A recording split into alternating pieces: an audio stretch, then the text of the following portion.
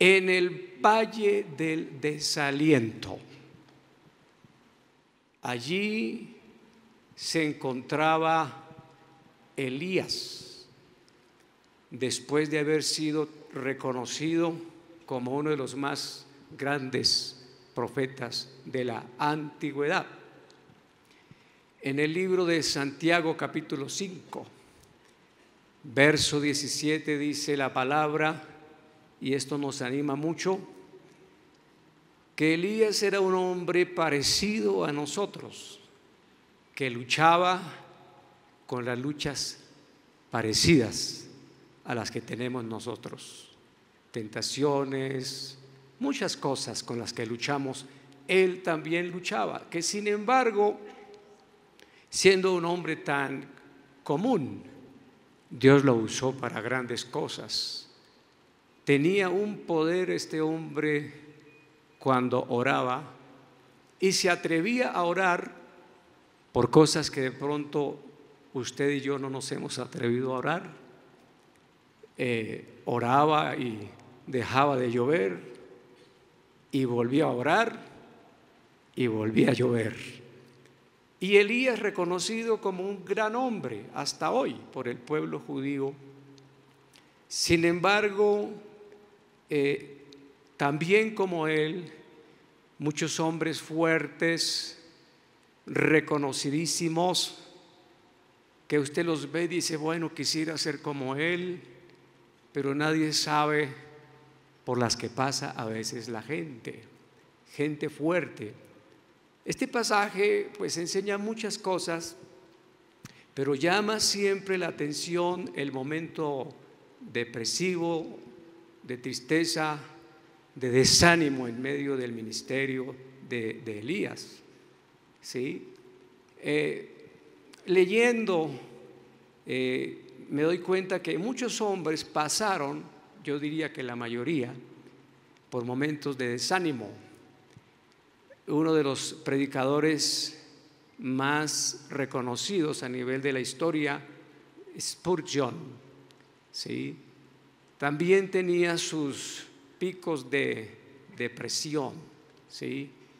Y él expresó estas palabras: en esos momentos depresivos es cuando los fuertes no son tan fuertes, los sabios no son tan sabios, los valientes no son tan bravos, y los contentos no son tan gozosos. Winston Churchill, el gran presidente de la Segunda Guerra Mundial, también tenía sus ataques depresivos, y cuando se deprimía no recibía a nadie, se encerraba. Y él dijo, hablando de ese desánimo, es el perro negro que me tiene por sus fauces. Hemos escuchado las enseñanzas de nuestros pastores. La pastora Claudia Rodríguez cuenta que estando en el piso 17 de su apartamento en Miami, recién llegados, miró por la ventana y una voz empezó a hablarle: ¿tú qué haces acá? Vas a perder todo lo que iniciaron en Colombia por tantos años, aquí nadie te ama.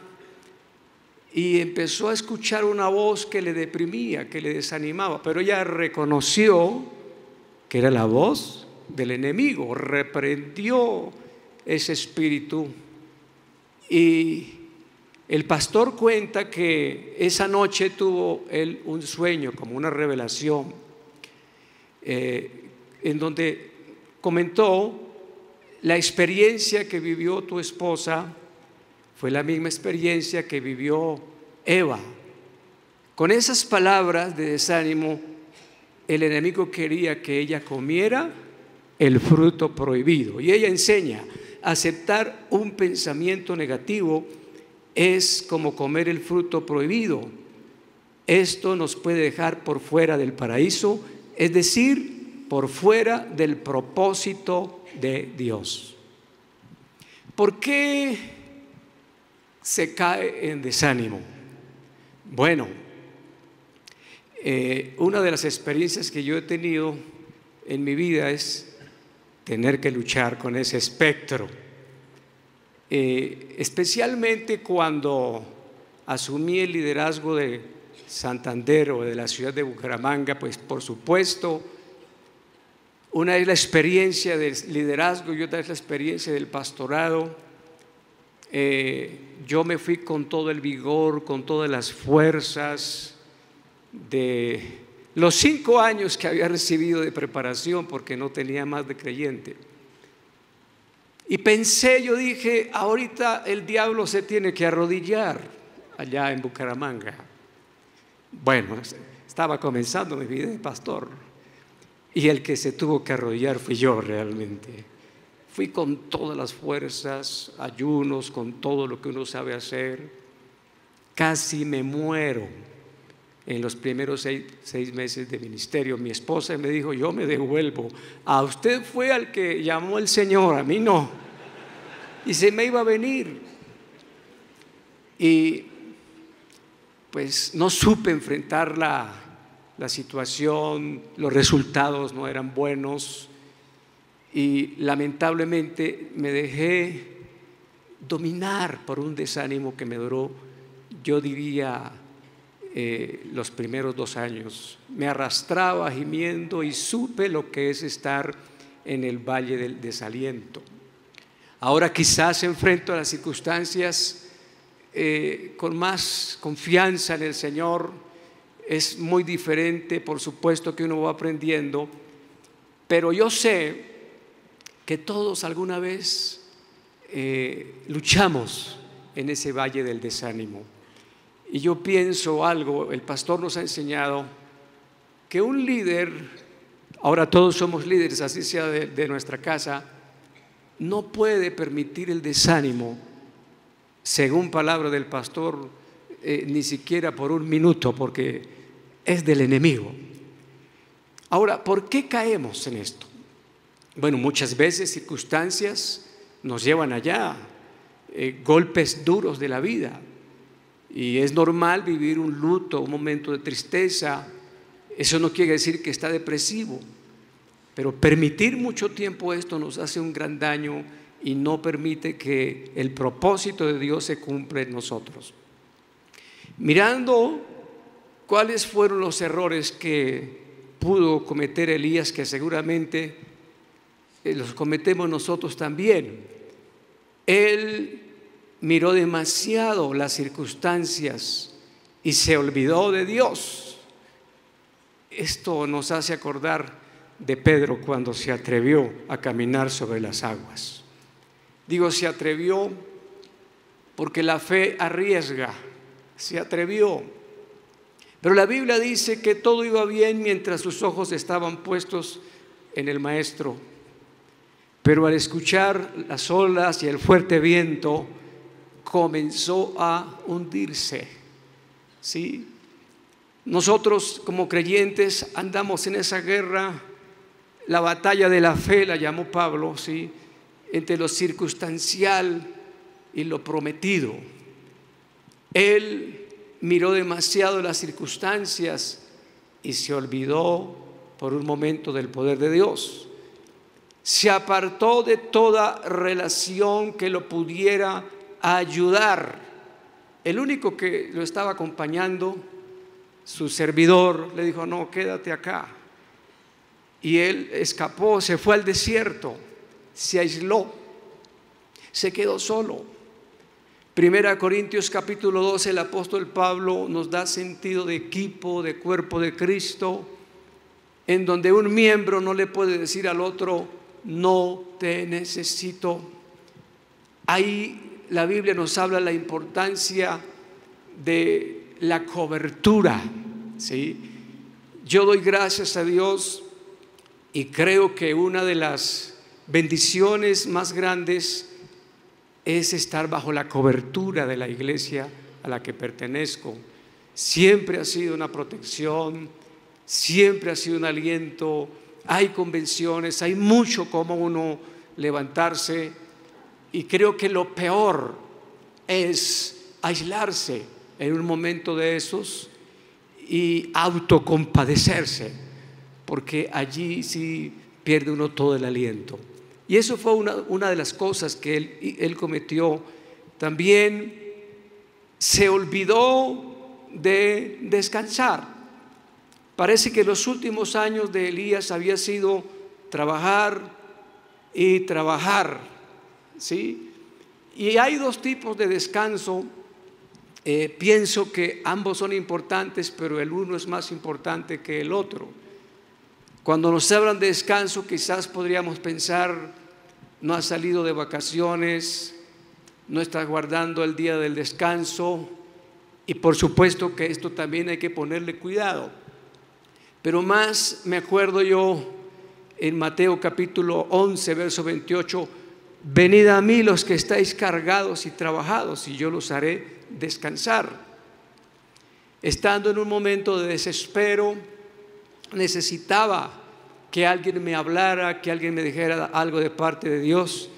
Y una mujer sencilla, pero muy de Dios, me dijo: mira, así te dice el Señor. Y yo estaba esperando una profecía tremenda, y me dijo 3 palabras: así te dice el Señor, confiad, confiad, confiad.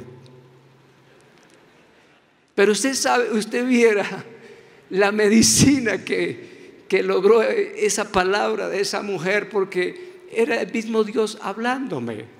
Confiad. Necesitamos nosotros aprender a descansar, ¿sí? Otro error que cometió: se descuidó en el momento de su más grande victoria. Y a esto es muy bueno ponerle mucho cuidado. Según la Biblia, parece que los momentos victoriosos, cuando logramos metas, desafortunadamente es el momento en que más nos arriesgamos a descuidarnos espiritualmente. Lo podemos ver nosotros en la Biblia. El capítulo anterior, que es el 18, prácticamente Elías está en la cúspide del Carmelo, o en la cúspide de su ministerio, en su más alta popularidad, reconocido por los enemigos, por los amigos, por los que lo odiaban, por los que lo amaban, como el mejor hombre, el que estaba más cerca de Dios. Pero precisamente en el capítulo 19 es donde viene el valle del desaliento para él. Capítulo 18, grandes victorias: hizo descender fuego del cielo, hizo que volviera a llover. Entonces, ¿qué pasa? Nosotros podemos mirar que cuando logramos metas es cuando quizás más tenemos que cuidarnos. Cuando alcanzamos prosperidad, Deuteronomio capítulo 8, el Señor dice: cuídate de no olvidarte de Jehová tu Dios. Y le estaba hablando de prosperidad. Cuando tenemos autoridad o poder, un ascenso. David estaba en lo más alto de su popularidad, grandes victorias, nadie le podía hacer frente, estaba en lo más fuerte, en lo más alto de su ministerio, y fue allí cuando cayó con Betsabé. ¿Sí? Allí dice la Biblia que cuando los hombres iban a la guerra, él no fue. Hay una guerra que nosotros siempre tenemos que librar, y el hecho de que hayamos logrado ganarle al diablo una batalla no quiere decir que él no vuelve a atacar.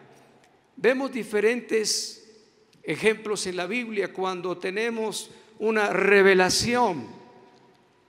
El apóstol Pedro en Mateo capítulo 16 tiene la revelación: tú eres el Cristo, el Hijo del Dios viviente. Y por supuesto que esto tuvo que hacerlo como muy famoso, por lo menos entre sus consiervos. Y más adelante pues vemos que el hombre está tratando de darle consejería al Señor, diciendo: no te hagas ningún mal, no vayas a la cruz. Y allí fue cuando fue reprendido: apártate de mí, Satanás, porque no pones los ojos en las cosas de Dios, sino de los hombres. Y también me estuve acordando del hombre que dijo: esta es la gran Babilonia, la que yo he construido. Qué meta tan grande cuando logramos construcciones, obras para el Señor. Y allí fue cuando vino el decreto del cielo y perdió la razón por 7 años. Entonces, todo esto nos ayuda a pensar. El diablo ataca siempre, pero más cuando le ganamos una, contraataca. Pero Dios también se encarga de que continuamente, para guardarnos, recordemos que cualquier tesoro que hay en nosotros está depositado en vasos de barro. ¿Oyeron?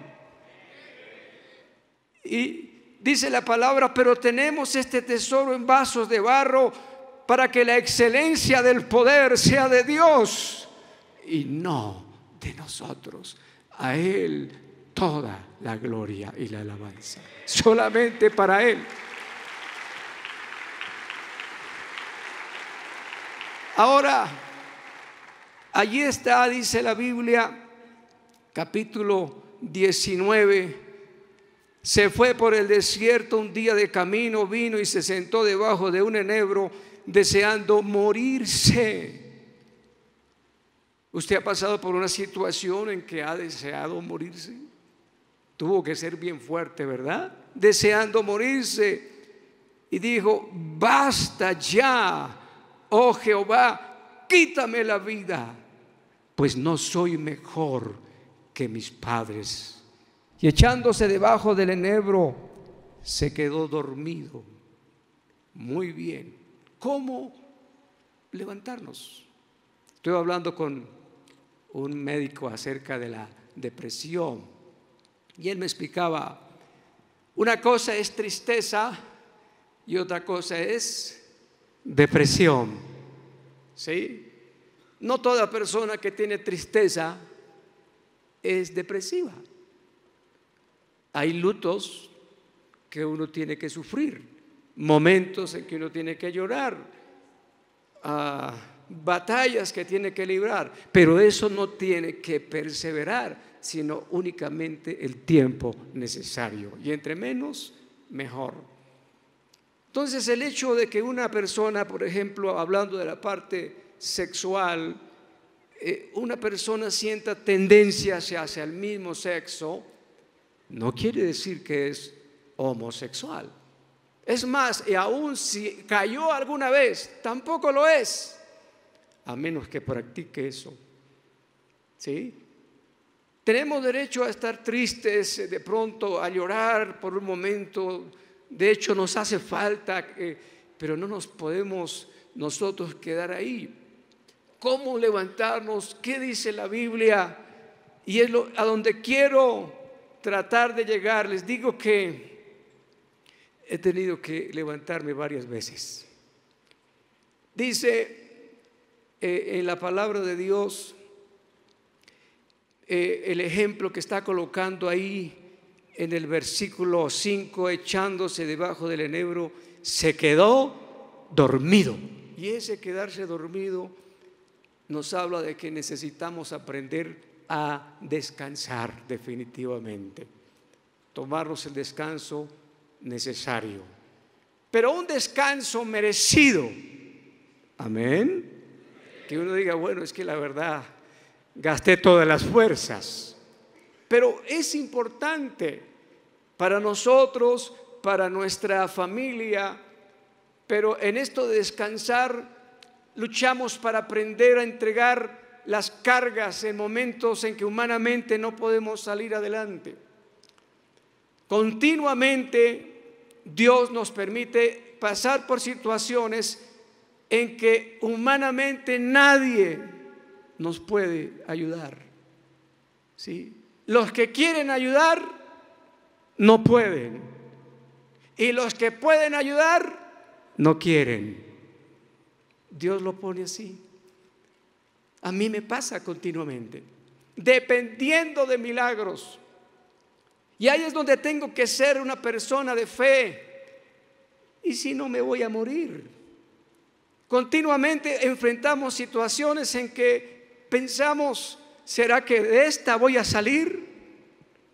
Algunos están pensando acá, ¿será que llego vivo a diciembre? Yo también lo he pensado.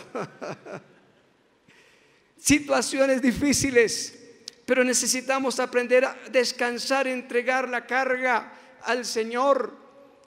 Sí, la depresión viene cuando es un problema más grande a la fe de que nos estamos alimentando. Cuando nosotros sabemos que hemos depositado la carga en las manos del Señor, es cuando ya no pensamos en el problema, ya no hablamos del problema, ni siquiera oramos por el problema. Necesitamos aprender a descansar.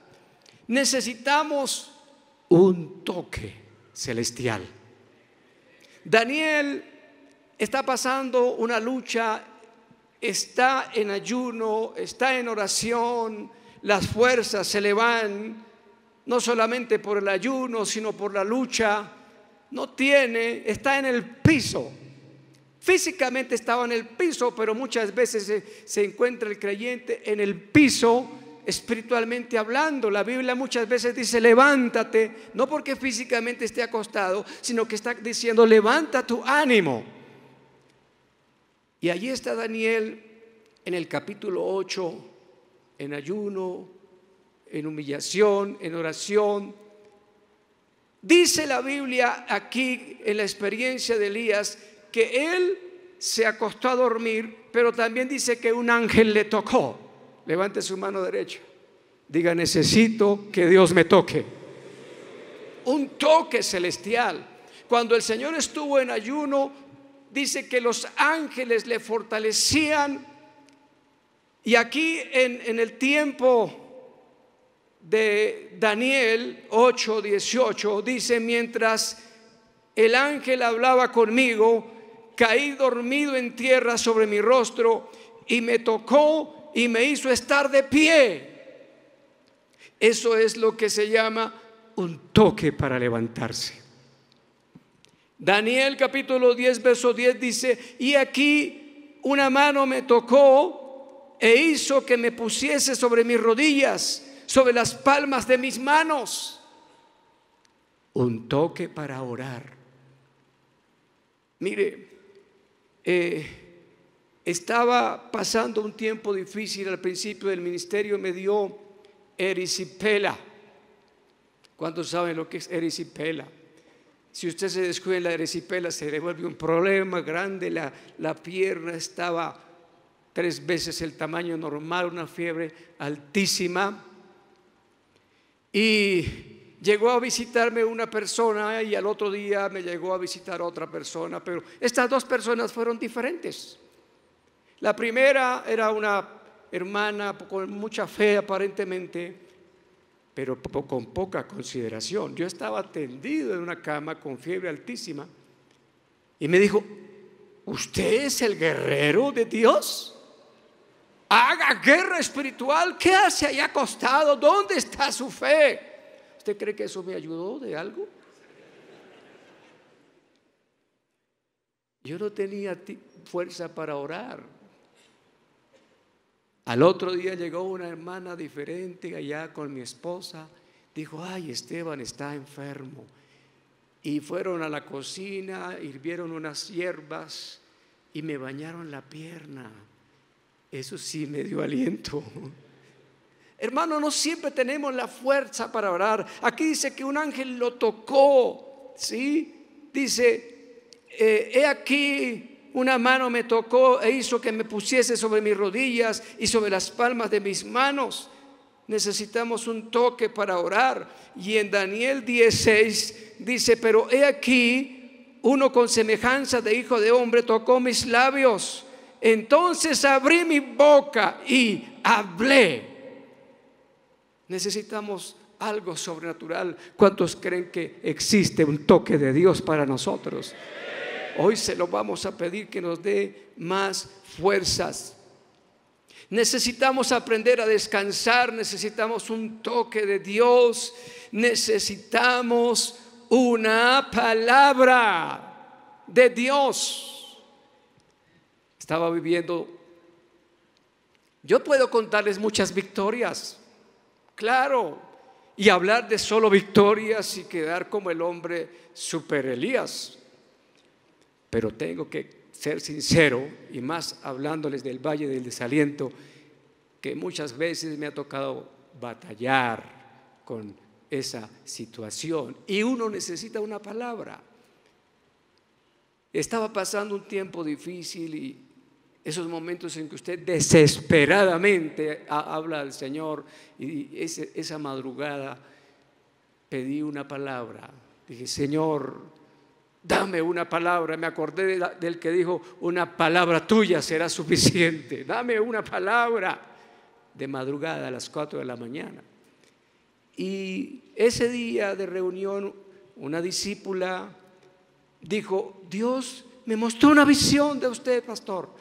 Lo vi de rodillas, estaba desesperado. Parece que hubiera estado allá en el cuarto de oración. Sí. Y Dios me envió con una palabra, tenía temor, mi esposo me animó: ve y cuéntale al pastor porque él lo necesita. Y pastor, lo único que digo es: el Señor te dice, Isaías 41:10, no temas, porque yo estoy contigo. No desmayes, yo soy el Dios que te esfuerza.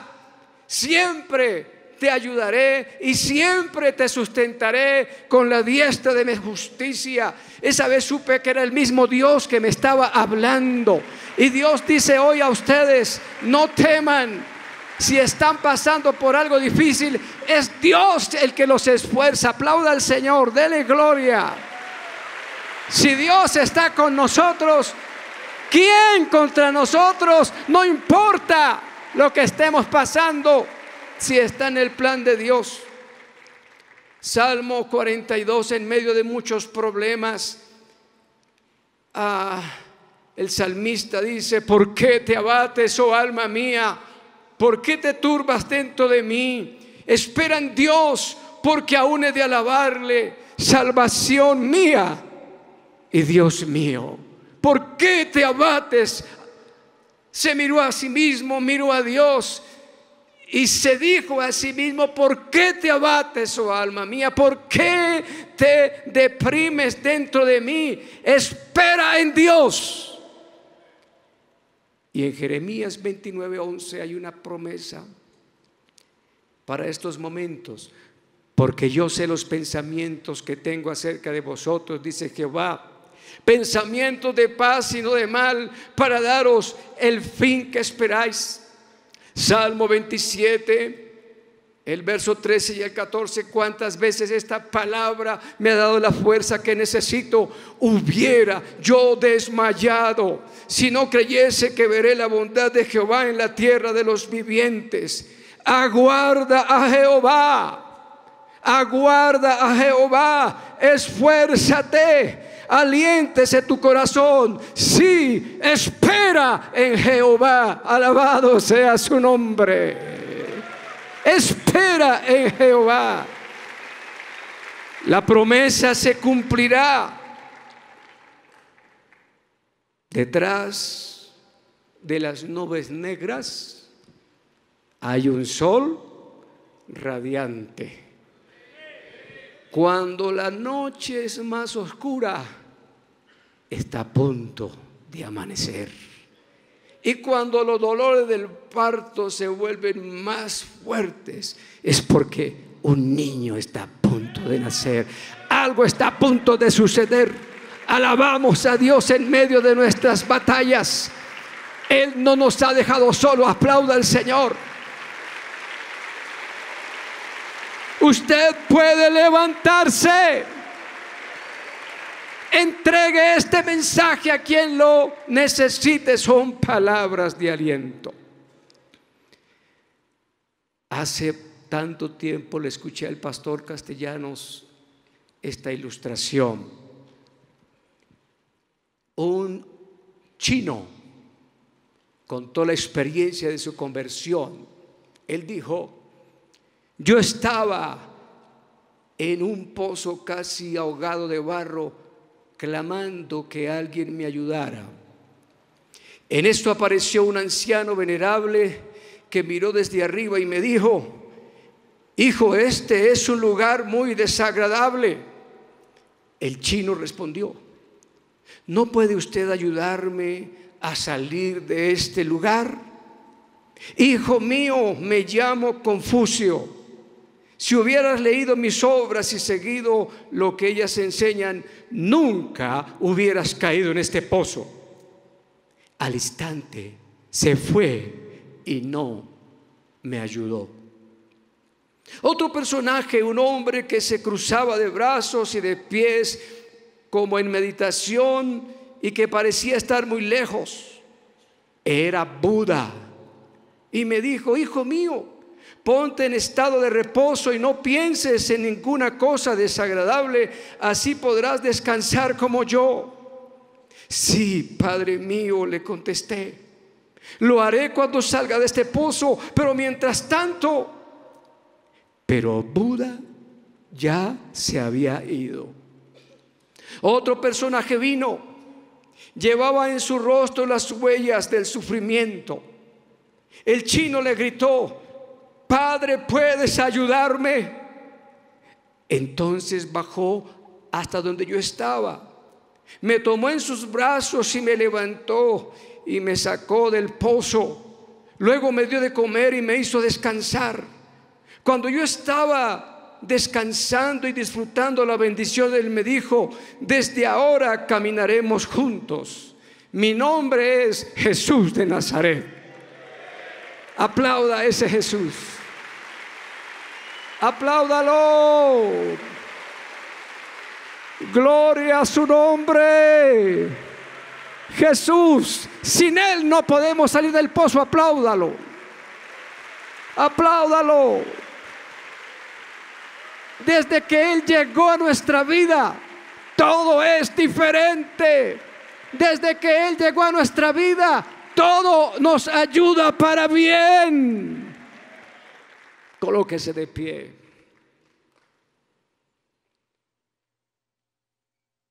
Hay aquí alguien que siente que está en ese valle del desaliento, que no puede más. Voy a decirles algo. Sé que la trayectoria que tengo en la vida cristiana es nada a comparación de otros hombres que llevan muchos años y con mayores experiencias. Pero hace unos 34 años que conocí al Señor y hace 28 años que soy pastor, ¿sí? Las veces que me he deprimido, yo soy el que ha fallado. Me ha faltado la fe. Me ha arrastrado muchas veces por ese valle. Hay personas que no tienen como esa debilidad, son mucho más fuertes. Sin embargo, los más grandes también pasan luchas tremendas. Al mirar atrás, yo puedo ver la fidelidad de Dios. Han pasado momentos muy duros a nivel familiar, a nivel económico, a nivel ministerial. Duro, que uno piensa que no va a salir. Ayúdame, socórreme. Allí nos acordamos del texto que dice: me buscaréis y me hallaréis, porque me buscaréis con todo vuestro corazón. Pero traer a la memoria estos 28 años de ministerio me da mucho ánimo, porque yo tengo la autoridad para decir: Dios es fiel. Dios es fiel. Escuche bien. Dios es fiel. Dios lo va a sacar adelante. Tengo planes de bien, planes de paz y no de mal, para daros el fin que esperáis. Si nos aferramos a la promesa, a la palabra, todo saldrá bien y usted tendrá un excelente final. Apláudalo.